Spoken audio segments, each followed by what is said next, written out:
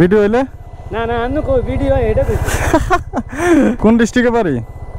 এই লক্ষ্মীপুর। ও দুবাই থেকে সৌদি আরব যাওয়ার টাইমে মরুভূমিতে 200 কিলোর পর একটা পেট্রোল পাম্প পাইলাম। সো যতটুকু তেল আছে তারপরও তেল ভরে নেই, কেননা সামনে আর নাও পেতে পারি, শিওর না, সে কারণেই ফুল করে নিব। যেখানে পেট্রোল পাম্প পাবো সেখানে ফুল করে নিব। আসসালামু আলাইকুম। 95 ফুল। हाँ केरला। अच्छा हम बांग्लादेश का हो। किधर रहता है ऐसा? सऊदी में रहता हूँ। इधर से सऊदी जाएगा? नहीं, सऊदी से दुबई घूम लिया, अभी जा रहा हूँ सऊदी वापस। बाइक में? हाँ बाइक में घूम लिया। सऊदी से आया है? सऊदी कैसे? कैसे कितना हुआ? 10 दिन। Okay thank you. একটা হলো 3 রিয়াল 15 হালালা, আর আমি যেটা পড়ি এটা হলো 3 রিয়াল 30 হালালা দেরাম, মাফি রিয়াল দেরাম। যাই হোক, এই পেট্রোল পাম্পগুলোতে এই যে এটার থেকে লাস্ট মনে হয় একদম সৌদি বর্ডার পর্যন্ত লাস্ট, আর কোনো পেট্রোল পাম্প পড়বে না। আর এখান থেকে এখানে একটা দোকান আছে বাকালা, সো এই দোকান থেকে যা যা নেওয়ার নিয়ে নেই। দুবাইয়ের গাড়ি এগুলো সব ভরা হয়ে গেছে। 10 রিয়ালের তেল ডাললাম আমি, মানে 10 রিয়ালে ফুল হয়ে গেল আর কি ট্যাঙ্কি।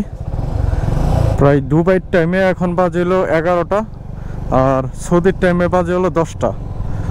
হ্যাঁ, 1 ঘন্টা ডিফারেন্স দুবাইয়ের সাথে সৌদি আরবের টাইম, 1 ঘন্টা ডিফারেন্স। সো এটা হলো হাইওয়ে, এদিক দিয়ে যাইলে আপনার সৌদি বর্ডারে হবে, আর এদিক দিয়ে যদি যান তাহলে Dubai. So Dubai good bye, এখন সৌদি ওয়েলকাম। চলে যাচ্ছি এখন, সবাই দোয়া করবেন। নেক্সট ভিডিওতে অবশ্যই আপনাদেরকে জানাবো গাড়ি নিয়ে দুবাই ঢুকলে ভিজিট বিষয় কী লাগে বর্ডারে, এইসব বিস্তারিত নিয়ে অবশ্যই আরেকটা ভিডিও বানাবো সবার জন্য যারা গাড়ি নিয়ে ভিজিট করতে চান দুবাইতে বা অন্য কোনো কান্ট্রিতে।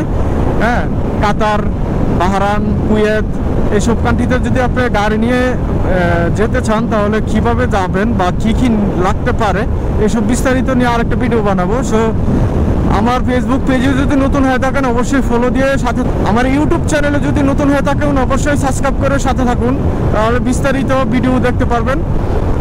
সো ভিডিওগুলো ভালো লাগলে অবশ্যই শেয়ার করে অন্য প্রবাসী ভাইদেরকে দেখার সুযোগ করে দিবেন। সো আজকের সফর হলো দুবাই থেকে আমি সৌদি আরব চলে যাচ্ছি। 100 কিলো বাকি রয়েছে সৌদি বর্ডার।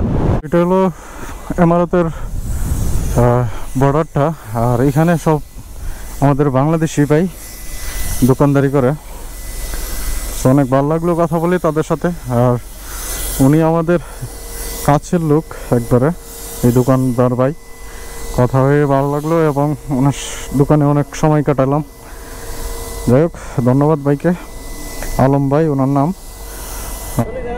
হ্যাঁ ভাই, এই তো ভালো। একদম তো মাটি হয়ে গেছেন কেন?